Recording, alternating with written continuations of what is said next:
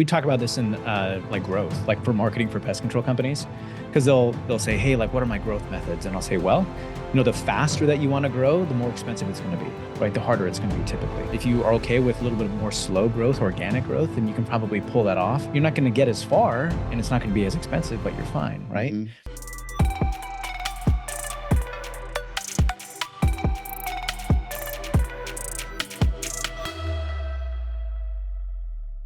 What's up, everybody? This is Sam Taggart, your host of the D2D Podcast. And if you're listening and you haven't subscribed yet, you're an idiot. If you're not on our Facebook group, go to the D2D Tribe. If you're not coming to Door Con, you're missing out. If you haven't got the book, Eat What You Kill, go get it. And that was my 2 cents. So here we go. I'm going to bring on the extra guests. So I don't want to I did not want to get long-winded and get into this. So I'm going to bring on some old friends. You got Claus and Eric Bassett coming in hot from the Northwest. We got freaking Bug Bux. A lot of you guys have listened to their podcast. If you haven't, go subscribe to Bug Bux. These guys are pest control experts. They have built trainings. They have helped businesses. And, so for these guys, they run their own little pest control group, Natura.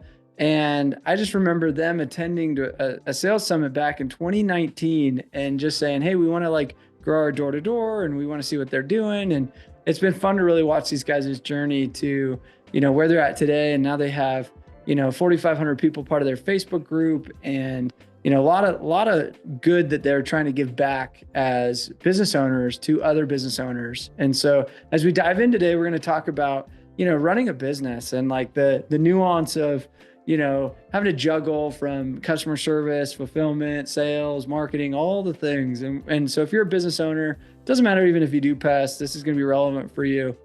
If you're a sales rep, I'm not going to go super sales heavy on this. That's why you got other Golden Door deep dives. You can go share this with your owner and be like, listen to this, you needed this.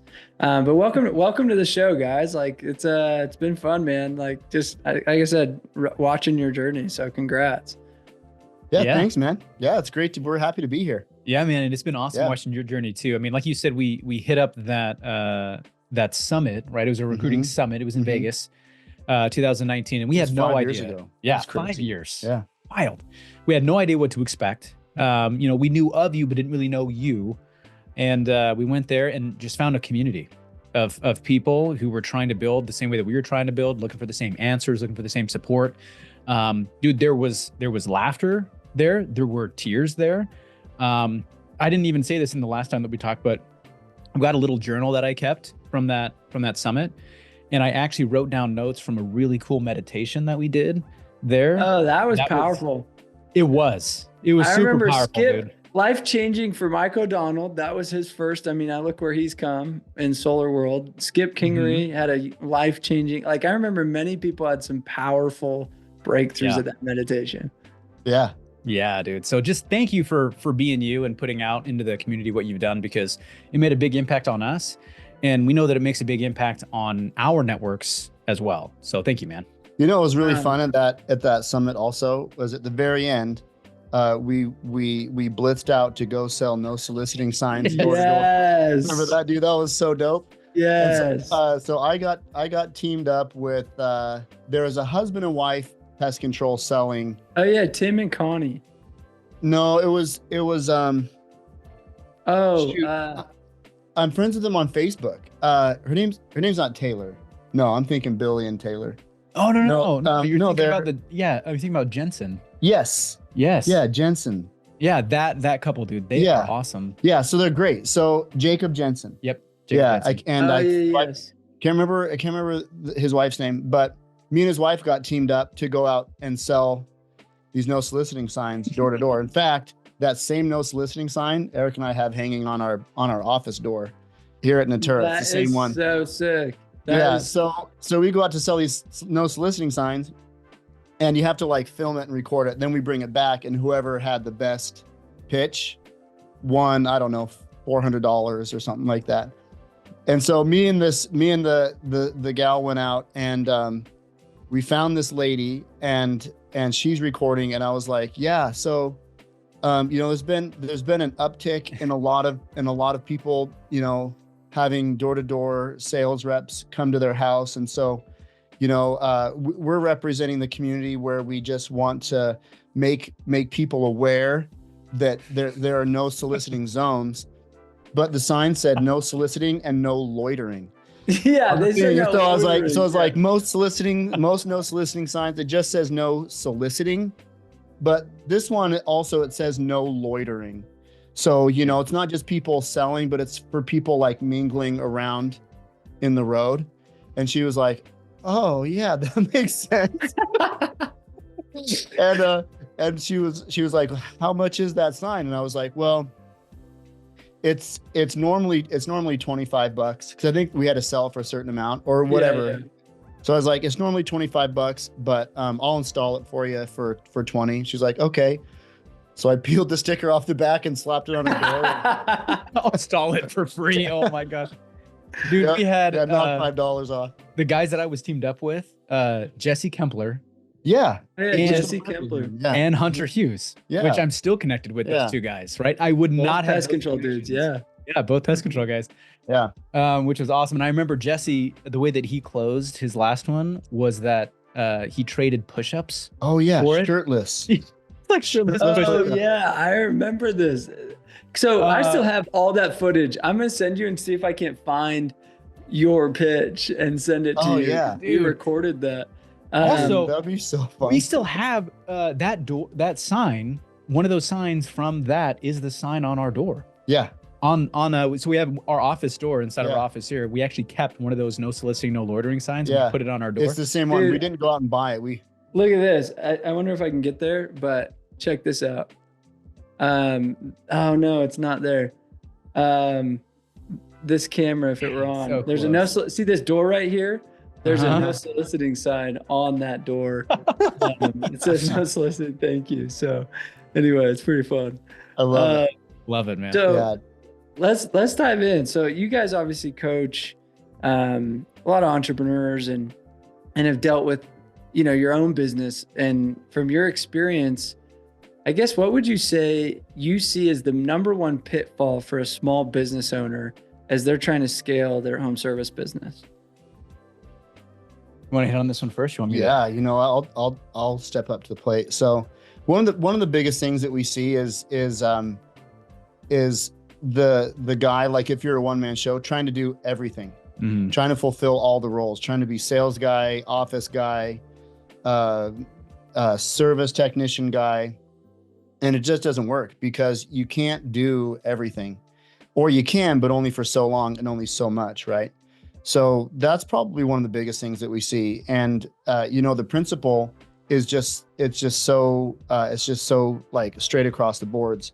If you need somebody to do something that you either can't do or you don't do very well, hire somebody to do it, even if it costs you a little bit in the beginning. So that's the one thing that we see is a lot of people grow their pest control company to a point where they can reach out and touch everything all at once. You know, they've got a handle on the customer service load. They've got a handle on the service technician load. They've got a handle on the sales, right? They're like keeping all these things in balance. But as long as they're holding on tightly to everything, their business won't grow past what their hands can touch. So you need to bring on more people that can reach farther than you and reach better than you. Yep. And it's crazy to think that the more that those business owners do, the less capable they are to actually hitting past the ceilings of that particular thing, right? So for example, if that owner just focused on marketing, that's all he had to worry about is marketing in his company, then he could do marketing at a pretty high level because that's where all of his energy is going into. But as soon as he's trying to wear all the hats, all of a sudden the ceiling for all those things that he's doing gets lower and lower and lower. And so pretty soon he kind of caps out where his company, not only that it's just not hitting what its true potential is, but it's kind of operating at this really mediocre level.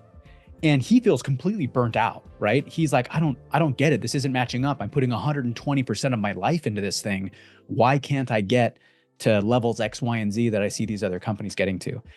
And what Jake highlighted is so important, right? You have to be prepared, and you kind of have to build in delegation into your company's philosophy. So some of the guys that I've talked to in some coaching sessions and phone calls, and they'll ask me about delegating, and I'll say, hey, let me help you create a process for this, right? I want to take it from an ethereal philosophy and turn it into a process that you can touch and write down on a whiteboard and actually talk to your team about. And the one that we created is just this little kind of clockwise circle.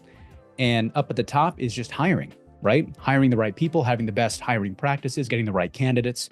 Once you hire somebody, it's training, right? How do you train them well? How do you be efficient and effective with that? How do you get them all the right information and get it to them quick? Then after that, it's development.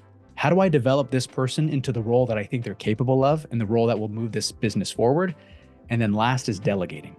Once they've been developed, how do I start handing off things that are taking up my time that not only would free up my time, but it would also give them opportunities to grow and scale personally and professionally. And then you just follow the same process, right? Because once they get to that point, maybe the next step for them is to be hired at a new position, right? Where they get trained and developed, and then you delegate more, right? It's this kind of ongoing process. And I think that might be my 2 cents, is that business owners have a lot of really good ideas. It's not hard for them to identify what their business is missing. Sometimes it is, but usually it's that they don't have a system or a process to quantify the actual target of what they need to fix. Well, let me just piggyback on that real quick. So just so everybody knows, we're going from Bug Bux interviewing Sam Taggart to Sam Taggart interviewing Bug Bux. We're going back to back here. And in the interview that we just talked about, we talked about Jonas with Turf Brothers, or Turf Badger. Yeah, Jonas Turf Badger in I was thinking Jonas Brothers. Wow. I don't know. Joe Bro. So Jonas with Turf Badger in Michigan. We had him on the Bug Bux podcast, 6 months ago or something, long time ago. But he's like the perfect example of this, because he was just a guy that had a little company. He didn't know how to do, he didn't know what he didn't know what to do, right? And so he found someone through Sam and through D2D. Was it D2D University? Is that how we found you guys? D2D experts? Yeah. And yeah, whatever. Our consulting, mastermind, and D2DU, he had kind of all of it. He had all of it, right? And so he goes to Sam's team and finds the things that he doesn't know how to do. And so he has a mentor, he has, someone to show him what he needs to do to get to the next level. And he not only took it to the next level, he blew it up. Yeah. So that's a big thing. Just firing yourself and hiring somebody to do it better. I think, and this is where a lot of business owners struggle. And this is my kind of leading into my next question, which is, especially in pest control alarms, where maybe your income, your cash flow isn't as high, right? So think I'm only making, $100 a quarter or $100 every other month or whatever on this customer, right?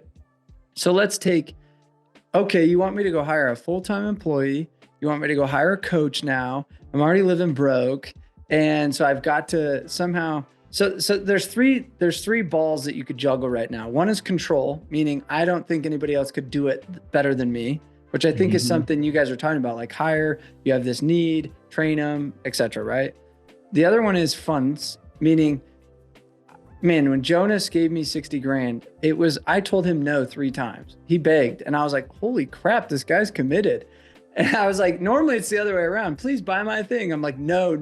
He's like, please take my money. I'm like, fine. I've told you no. And so for me, I'm like, he's broke.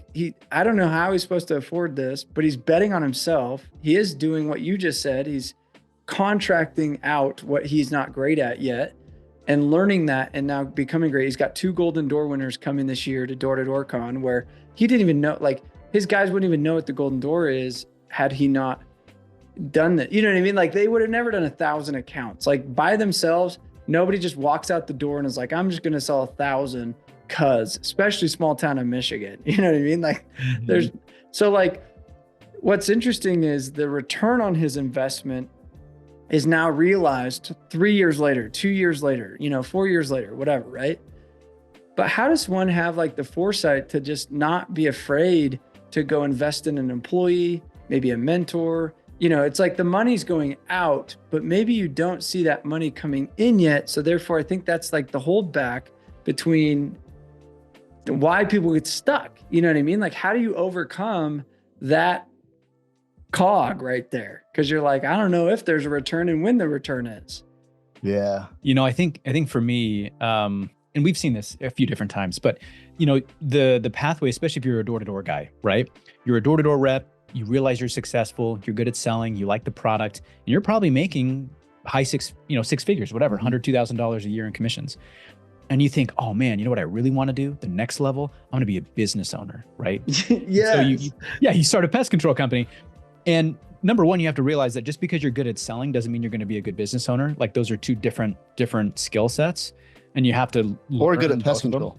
Or be good at pest control. Very true. Yeah, you're not a great entomologist. You're a good talker, right? Yep. Yeah, that's right. So you make this step and instantly you realize that the first couple of years of pest control ownership and just business ownership, you're not making that kind of money. In fact, it's very expensive. It's uncomfortable. It's a new kind of grind that you're not entirely used to. And it's not that fancy. And you want to have this lifestyle that is a business owner, right? You want to tell people, hey, I own a business. I'm fancy. I drive the nice cars. And maybe you did have the nice cars before as a door-to-door sales rep, right? And so you switch over and you find yourself in this realm that you're not really used to, and you have to start investing in different things. So as a sales rep, you invest in, okay, dude, you know what? I'm going to eat right. I'm going to exercise. I'm going to go to bed early. I'm going to wake up early. I'm going to read. I'm going to start doing these things because I see a direct relationship between those things and my door-to-door performance. You have to have the same mindset in business, all right? You have to look at that and think, you know what? It's going to cost me time and effort and money, but I need to invest in another technician. I need to invest in an office staff person. I need to invest in good software. I need to invest in someone who knows more about this than I do so that I don't make the same mistakes that other people have made, right? If I want a real advantage here, I've got to spend money to make money. Mm-hmm. And so some people, they start their pest control company and they start just, maybe they put on whatever, 500, 1,000 accounts, and they start pulling so much money out of it so that they can get a certain lifestyle that they're accustomed to too soon. It's like, dude, ride the grind for a while, right? Like take that money, reinvest it back into your business. And then, hey, in 5-10 years, that business could be the thing that gets you the extravagant lifestyle that you do deserve, by the way. But you have to understand the timelines to actually do it. Yeah. But it's always an investment, either way you look at it. Yeah, totally. So me and my wife started Natura Pest Control up here in Vancouver, Washington in 2013. And, by all accounts, we had no business starting a pest control company. I had made, so this was 12 years ago. I know there's a lot of people here that make 8 figures selling pest control door to door, you guys just friggin' loaded. But 12 years ago, or whatever it is now, 2012, 12 years ago, I made over $100,000 selling pest control door to door. And so I thought, man, we've arrived, right? And so, anyway, long story short, we went and started our pest control company here. We didn't have any money. We had a truck and a spray rig. We moved to Vancouver. It's rainy all the time. Like, moved here in September. September and October is like super rainy. So here we are, got no business starting a pest control company. We weren't making any money. I mean, we're making like maybe a quarter of what we were making before. We lived in this crappy apartment. Our apartment got broken into at least twice. I had a pistol stolen out of our minivan. This is how in dire straits we were driving a minivan. It was a Kia. We started out from scratch. We had just purchased a beautiful home in Boise. We left it, lived in this crappy, dumpy apartment that smelled like mold. Actually, we went to Boise for Thanksgiving. We came back. There was actually a plant growing out of our sink in our bathroom. So, I mean, it's this thing, right? Like your expectations, I think in a lot of ways have to be appropriate. If you're starting out with seed money, your dad gave you money or whatever, you made $8 million selling pest control door to door. And that's the money that you're starting with. And you've got a huge network and you can pay them, that's totally different than freaking go get it. Like, pull out all the stops, but for a lot of the people that started pest control companies that are kind of in the same sphere that we were, you have to, like Eric said, you have to be willing to take a step backwards to take steps forward. But you can't be in the mindset that taking a step backward is where you're going to stay. Like you have to be hungry to get to the next step. And, that's where we were. And we were eating ramen for 2 years, Yeah, I do the math. If Jonas paid me 60 grand, I mean, that's like 200 accounts. Like that's like, you know what I mean? Like puts on his back of new accounts, just me, let alone his other business, like all the other things he had to do. And so it's like, yeah, he probably put it on a credit card. I don't know. Like I do the math and I'm like, but now he did 5 million. His evaluation's probably, X, like he's in the tens of millions of dollars. He could sell this thing. And I'm like, what's beautiful is most people, this is like what you just said, they fail because they give up so early and don't want to sacrifice the lifestyle. And it's funny that you joke about a Kia. I drove a Kia my entire years at Vivint. I was the number 1 rep. I drove a Kia. Everybody was like, why do you drive a Kia? Why don't you have a nice truck or BMW back then? You know what I mean? And I was like, cause I don't know. I don't want to be stuck in a lifestyle like loop this early in my life and feel like it's hard to go back. I went to go buy an exotic car and ended up pull the trigger in Arizona. And the guy was like, look, I can't sell you that one. I can sell you this one, because what's going to happen is in 2 years, you're going to want a better one. And in 2 years, you're going to want a better one. And he's like, nobody goes backwards in their exotic car game. And he's like, I'm going to be your car guy for life. And I'm going to sell you a new car every couple of years. And, and he's like, and if you started at the $400,000 car, you're ruined. You never had an exotic car. Like, you don't realize how much it costs to change the brake pads. You're going to get upset when you go change the tires every 6 months. Like, and he breaks this down. And I think it's a great analogy of what you're just saying right now, because, people don't want to go backwards and people don't want to downgrade their lifestyle. And the problem is too many people get caught up. Yeah, they want to make 300 grand in pest control at 23. And they're like, look at me. And then they live a lifestyle thinking they're always going to be wanting to have to make more than 300 grand. And I'm like, when you go start a business, all those, now you pay a guy 60,000, you pay another guy 60,000, you pay another guy 60,000. Now you got 3 employees, and now all your 300 grand goes to them, the other half to taxes. And like, now go play the game. And you got paid all the money up front when the services is paid over 2 years. You know what I mean? Like, guess what? So I think people, if they lived a life, I love what you said, it's a lifestyle thing, but I also think that there's a fear in that. Meaning people are failing to see the future version of them in their business. Like, I'm sure in 2013, when you started a pest control company, you would have never imagined you hosting a podcast with a bunch of pest control companies listening to you. You know what I mean? Like heck no. You're like, I'm just trying to get my sink to not have plants in it. And so it's like, you're in the grind. And I think people don't realize those micro investments that you make into people, into process, into tech, like what you said, Eric, like, is going to play a long ways. And, they're like, oh, I'm not going to spend that X per user on the training or X per user on the software. I'm not going to go to this event and learn this hack. Is what Eric just said. Like, I don't think people are listening. Like, I'm paying you for your mistakes. And so I don't have to pay for my mistakes. Does that make sense? Like, I'm paying a very fraction of your mistakes. Yep. So I know in my business, like, I had to pioneer, like, ask me, I'd never been to a conference, let alone hosted a conference. So do you think I've made many mistakes? I had a buddy of mine buy a roofing conference, and he just had it in the spring. And he's like, I just lost close to $1 million. Ooh, boy. And I was like, oh, you should have hired me and or called me, bro. Like, you know what I mean? How much did you spend on the AV? He's like, that was like 200 grand. I'm like, I spend 40 grand, bro. He's like, what? And, he had no idea that you could do the same retrofitted $200,000 AV for 40 grand, because that's all he knew. But how many times does it happen in anybody's business? Like, they didn't know that they could, like, my one connection and or conversation, he would have paid me, I don't know, I probably would have done it for free. But I'm just thinking of this analogy. I'm like, man, he would have paid me 50 grand to save his $160,000 mistake. Yeah. Dude, think about that. Like, but then you'd have been like, that's an crazy, ridiculous number for a conversation. And I said, is it? Because that conversation would have been $160,000 better. And it would have been $160,000 better every year after that. Right. After that. Yeah. Because you're going to go make the same mistake had you not had this conversation. Where else are you going to talk to another dude running conferences? It's not like everybody in your network is hosting massive conventions. Like, you know what I mean? Like you could have made a phone call.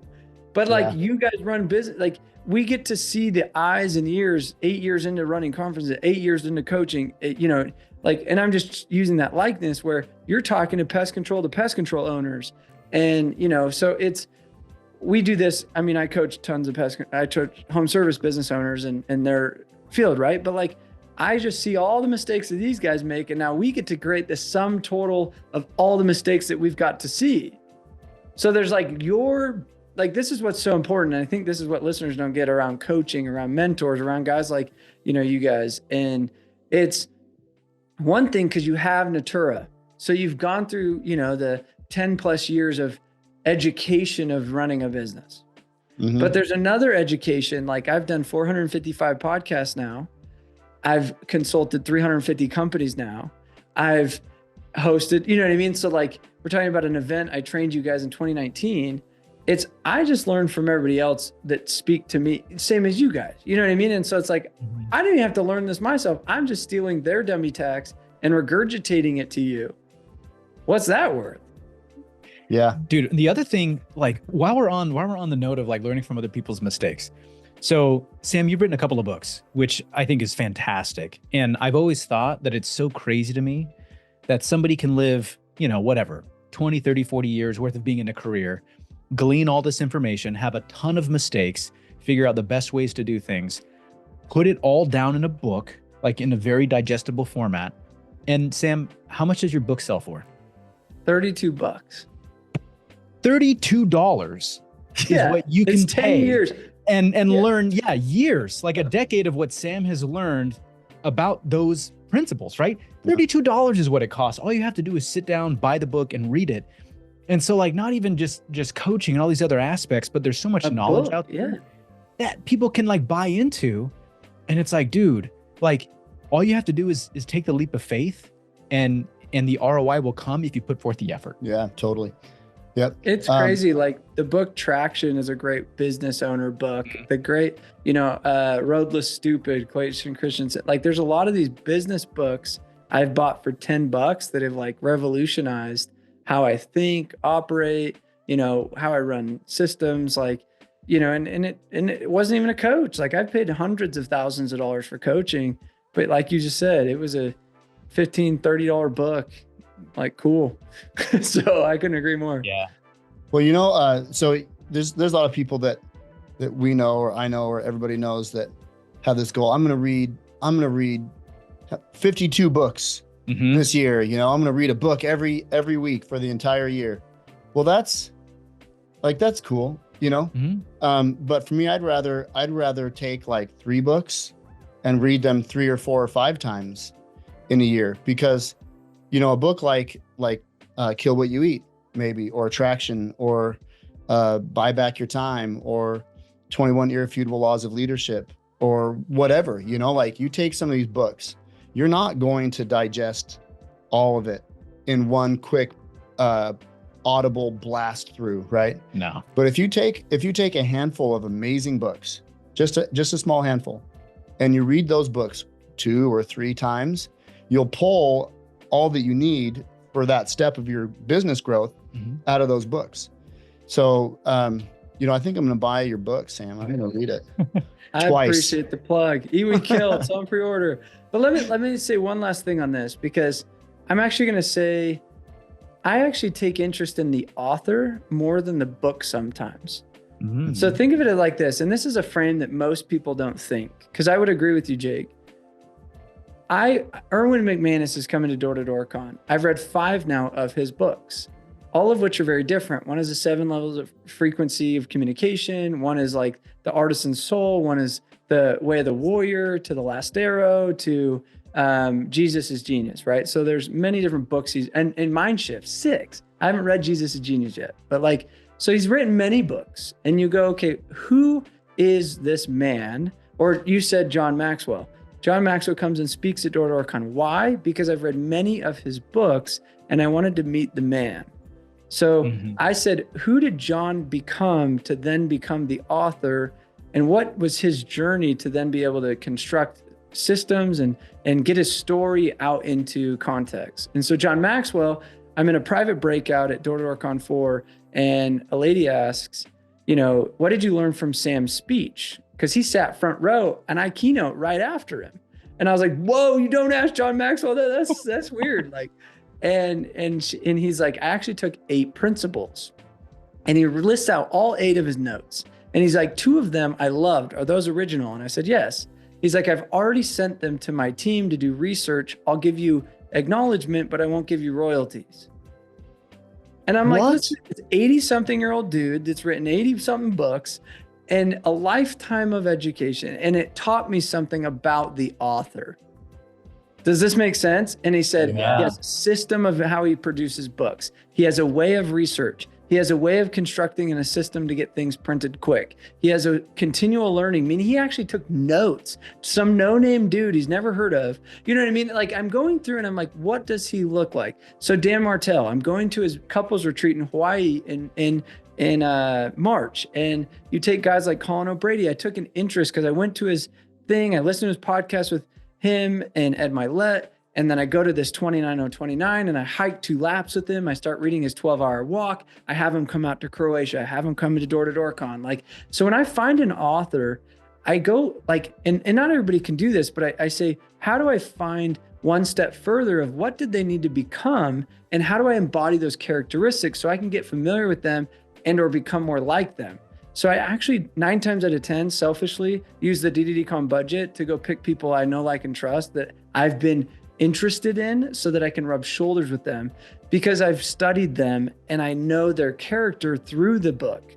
So a lot of times it's who do I need to become as I read this book? Because as I wrote books, when I wrote my second one, the challenge to me, they said, why are you writing this book? And I said, it's the man in the making that I get to become as I transcribe my thoughts into a book. And so many times we don't philosophize around who is behind this book and how do I become and acquire and or absorb the principles and the attributes that the author contains. Because consumption is one thing, but adaptation and knowledge is another thing. Meaning they were the author because they knew, think about this, they knew the concepts. They had knowledge of concept enough to write it in a book. So to go like down this book rabbit hole, it's like, what am I knowing or knowledge base am I attributes am I gaining through a book, not just I read the book, which is the deeper dive of, like you said, read it 3 or 4 times and try to understand the language pattern in which how they think, the philosophy of the author, which I think is powerful. Yeah. So another question, what do you do now as you run a pest control business, you run a podcast coach thing, like how do you guys prioritize time as business owners? So what's funny is that I was talking to I've got a kind of a close knit group of pest control operators. We kind of help co-coach each other. And they said, what was the one word that you would use to describe your 2025 goals, right? What kind of commonality is there? And I said, my one word for me this year is clarity, right? I want to be absolutely clear on how I'm investing my time, what my goals are, how I'm contributing to all my companies and businesses, who's taking over tasks, right? How I'm delegating, like I want clarity over all those things. And the biggest thing for me maybe is being intentional with how I spend my time, kind of like you're asking, how do I measure that?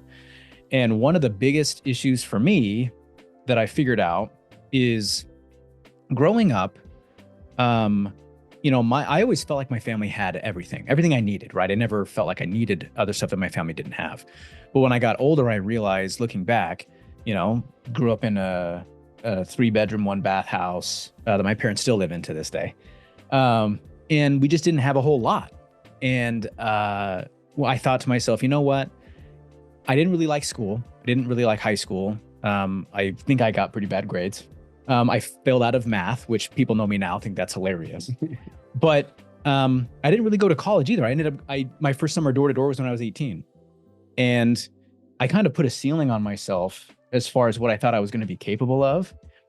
And one of the side effects of that is that now when I see opportunities come down the pipeline, there's a part of me that says, you have to do that.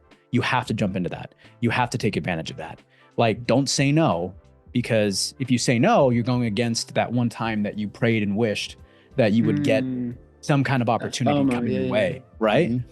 Yeah, so I feel like I'm in whatever you want to call it, God, the universe, if you put something out there and you say, please just give me an opportunity to make a difference in the world. And then all of a sudden, now that I'm in this point in my life where we have influence and we have connections and we have networks, I see all these opportunities, tons of opportunities. And I'm scared and I feel guilty saying no. And so one of the things that I've had to teach myself is how to say no the right way, right? How to pick and choose the important things that are going to be the best use of my time, and turn around to those other things and say, hey, thank you so much for the opportunity. I really appreciate you thinking of me, but right now I've got to focus on X, Y, and Z, and that's going to be the best thing that I can do. And dude, it sounds simple, but I'm telling you, like, it twists my gut into a pretzel the first few times that I did it, and it's getting easier the more that I do it. But like, sometimes I get little reminders. Like I've got a 1-year-old son and a 12-year-old son at home, and I've got a wife who loves me and wants to spend more time with me. And now we have multiple businesses that we have to maintain influence in and leadership. And it's a lot to juggle. So, obviously maintaining a calendar and some other tools and hacks are good there, but just waking up and understanding, how do I want to contribute? What's most important? What are my priorities? Knowing that information, I think, is really important for me. Yeah. I think that we had an epiphany this year. I think, I was not really very controlled about my time. I'm really kind of a fly by the seat of my pants, take the challenges as they come, have a goal and work towards it, and just, whatever comes up, just hit it as it comes, but we had something happen in our family in April. Our 14-year-old son took his life. And so all of a sudden, it was like I was in a hot air balloon, right? Like when you're down on the ground, you see in detail everything, right? But if you get up in a hot air balloon, all of a sudden you don't see all the small stuff. You only see the big things that matter most. And so we kind of had this, I don't know, like a redistributing of priorities and time, And so my wife and I, Jana, she and I just said, okay, well, like, we don't have the bandwidth to handle everything. And so we promoted our service manager to be our general manager. So he took over the day-to-day stuff. We thought that everything was squared away with our office staff, but there were some issues there that transpired over the 6 months or so. We didn't step away. It's just we stepped way far back, right? So over those 6 months, some things kind of got away from us in the office, and in October, we had a near mutiny in the office. We went from 6 office staff to 2, and so then we had to just step back in. And Eric and I were at Pest World. Jana was supposed to come with us. Instead, she stayed here and spent a month rebuilding the office, So really what we've been able to do is just cut out anything that's not important. So for me, my priorities go God, family, country. Like if I were to put vinyl lettering on the wall of my kitchen, which I would never do. My wife would never let me do it, right?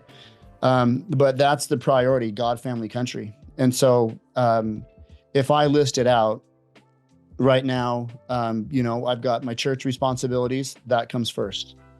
And then my family comes second. And then along with my family is also our businesses, right? Natura Pest Control and Bug Bux. And so we focus on what's most important with those things. In fact, We just had a meeting today with the Bug Bux team saying, okay, what's important? What can we strip away and what can we focus on? So, and then on top of that, I also get to be Batman. I'm a part-time firefighter, EMT in our community. And so I have these God, family, country responsibilities. And as long as I'm prioritizing in that order, everything works out. Like everything pencils out. And like Eric said, I feel like God has really put us in the right place at the right time with the right people and helped us have the right perspective to be able to maximize our potential and maximize our ability to help and serve where we can and really be at our best. And truthfully, we have grown more in the past, that's almost 8 months ago. Yeah, we've grown more in the past 8 months than, I don't know how to quantify it. But, there's two ways to grow, right? There's the slow and steady way, and that takes a long time. And then there's the fast track way, which is coming under adversity, challenges, trials, right? And whether that's in life or in your business, there's two ways to grow. And in your business, if you take the hard road that requires a lot of effort and sacrifice, you're going to get to where you want to be faster than if you just take the slow, easy road. Yep. Yeah. And I think that, along those same lines, we talk about this in like growth, like for marketing for pest control companies, because they'll say, hey, like, what are my growth methods? And I'll say, well, the faster that you want to grow, the more expensive it's going to be, right? The harder it's going to be typically. If you are okay with a little bit more slow growth, organic growth, then you can probably pull that off. You're not going to get as far and it's not going to be as expensive, but you're fine, right?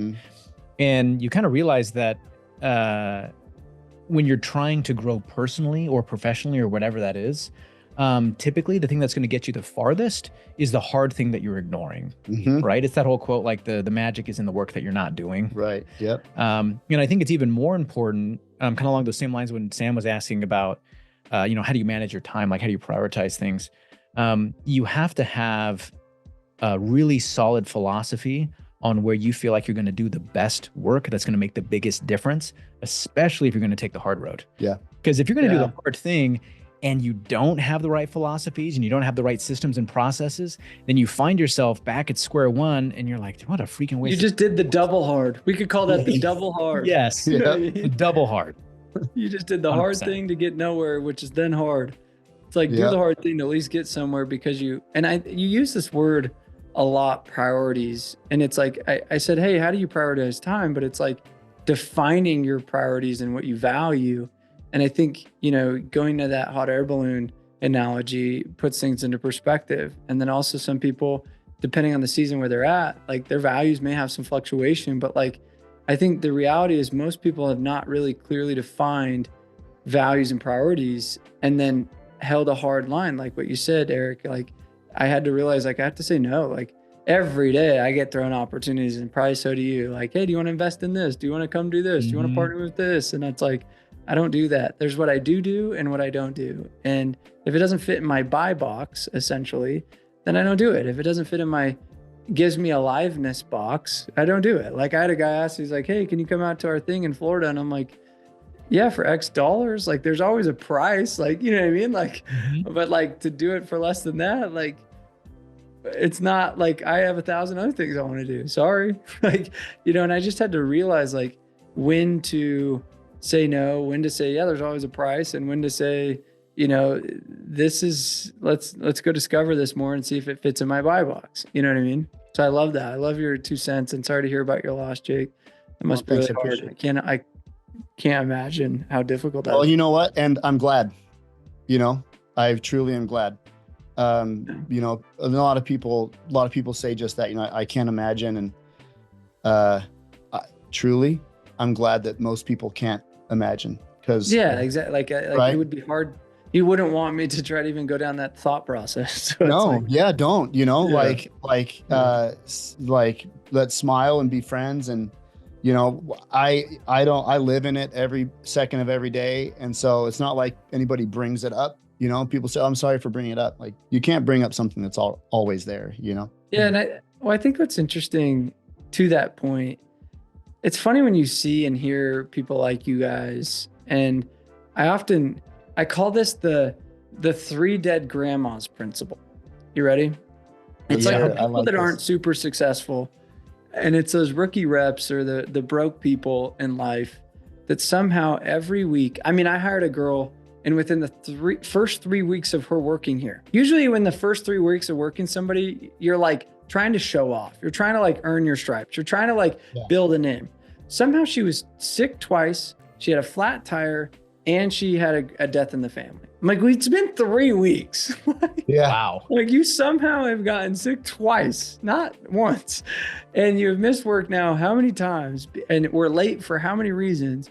And it's like, they think, oh, well, nothing happens to Jake or Eric, or nothing ever bad happens to Sam. And it's like, you know, you're still on this show. You're still running a business. You still have to power through. And there's probably bigger and worse problems that happen to people like you guys and you just don't, like, you don't hear them complaining about it to their boss all day. And they just say, look, I still have to show up and put an A game on. Like, life goes on. And I think I just want to acknowledge you, because I think there's a lot of people that crumble due to a life circumstance. And that's why I say, like, how many grandmas can die? Like, I'm like, geez, you've said that now, same excuse 3 times in the last year. What you're telling me, you know what I mean? Like, once they get to 5, you start to raise an eyebrow, right? Yeah. I'm like, how many grandmas do you have? You know what I mean? I'm just like, is it a step grandma? Like, and I'm just like, I do the math and I'm like, okay, cool. And then guess what? Your grandpa's going to die at some point too. And I condolences, but like, life happens. How many tires can you get flat? Like, life happens. Like, and I think it's about what you do and respond, and how he said, I'm glad, and how he's dealing with it and processing. And I'm sure it's not easy. Like, life is not easy. And I think this is where people are trying to run from life, but yet want success, and they want these glories, and they want the highlight reels. And I'm like, the highlight reels come with the dark side. The highlight reels come with the dark practices, the moments of pain. You don't get the highlight reels without those moments. And too many people give up too soon. And to run a business, to be an entrepreneur, to go do anything worth having, it's not coming easy. And so I think I just want to acknowledge that and say congrats for keeping on. And it sounds like you're having a pretty good attitude. So, but with that, we're out of time, because I don't keep these that long. So, and I thought time. So, but I want to acknowledge you guys. Again, go subscribe to the Bug Bux podcast, and hit these guys up. They've provided a lot of free value out for everybody. And obviously, if you're not subscribed to this or got some value, or, you know, felt like this would be a great one for your people, go share this with your manager, your team, your owner, whatever. Because I think there's a lot of people out there that probably need to hear this. And so I just appreciate you guys and you being on the show, and we'll see you around, man. I hope to see you guys in January, and we'll be in touch. Absolutely. Love Thanks, it. Sam. Thanks, Sam. Thanks, guys. We'll see you.